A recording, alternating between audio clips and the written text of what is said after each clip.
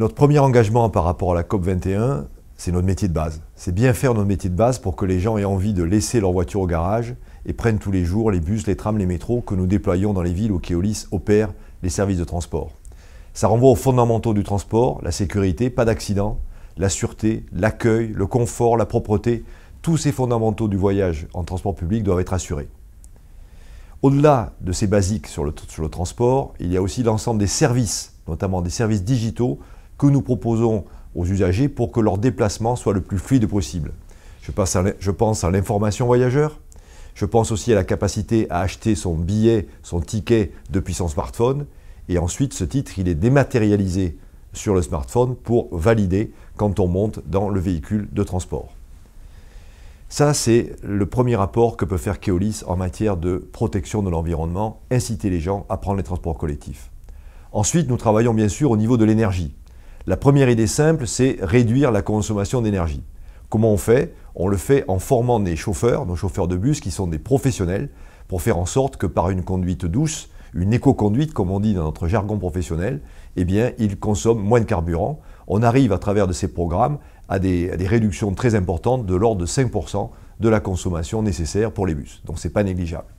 Deuxièmement, sur ce qu'on appelle les modes lourds, les tramways, les métros, nous arrivons également à récupérer l'énergie électrique au moment où les véhicules freinent pour la réincorporer au moment où d'autres rames, quasiment au même moment, redémarrent, dont nous jonglons avec l'énergie pour la récupérer. Et enfin, en travaillant avec les villes aussi, nous faisons en sorte, par l'implantation de lignes dédiées, de couloirs dédiés, que nos bus freinent le moins possible. En freinant le moins possible, ils vont plus vite, ils consomment moins d'énergie. Le dernier point sur lequel nous assistons les villes, c'est en leur donnant nos conseils lorsqu'ils souhaitent acheter des nouveaux véhicules, acheter des nouveaux bus. Se pose alors la question du choix du carburant et du choix du modèle. Là-dessus, la position de Keolis est une certaine ouverture en matière de possibilités. Nous pouvons recommander les diesels en norme Euro 6. Il y a eu des gros progrès sur les moteurs diesel, donc on arrive maintenant à réduire considérablement les particules émises. Mais si la collectivité souhaite aller plus loin dans la protection de l'environnement, nous pouvons alors proposer d'autres solutions, comme les bus hybrides, des bus qui sont à la fois thermiques et à la fois électriques. Nous sommes des très bons experts de bus hybrides en France et en Europe. Il y a aussi tout ce qui est bus à gaz naturel, qu'on appelle le GNV. Nous exploitons des grands réseaux de gaz, de bus à gaz, je pense à Lille, je pense aussi à Bordeaux.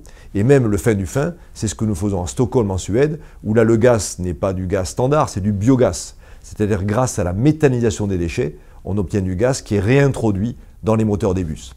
Enfin, on arrive aux technologies full électriques, complètement électriques, où là encore deux types de technologies sont possibles, avec des grosses capacités embarquées à bord des véhicules, ou bien des systèmes électriques par lesquels on recharge aux arrêts les batteries à bord des bus. Voilà, donc on voit une palette de solutions en matière énergétique. Pour Keolis, il n'y a pas de solution unique, il y a une palette de choix, et il appartient ensuite à la collectivité de prendre les bonnes décisions pour avoir la flotte la plus propre possible.